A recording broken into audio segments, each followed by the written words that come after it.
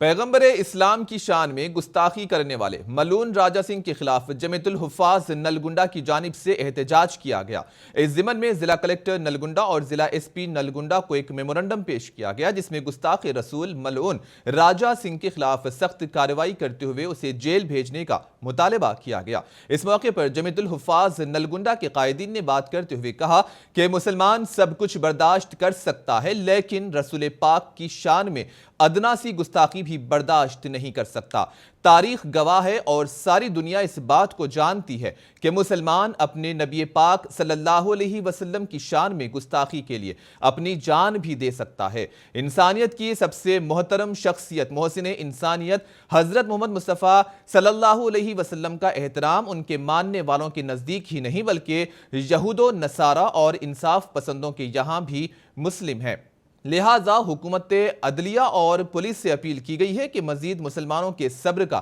امتحان نہ لیا جائے بلکہ راجہ سنگھ کے خلاف سخت کارروائی کی جائے، کیونکہ اس نے مسلمانوں کے جذبات کو مجروح کیا ہے۔ اس موقع پر صدر جمیعت الحفاظ مولانا ہلال، معتمد حافظ محمد ساجد خازن، مولانا عبدالحکیم، نائب صدر حافظ عتیق الرحمان، قاری محمد نظام الدین، مولانا عبید الرحمان کے علاوہ دیگر حفاظ بھی موجود تھے۔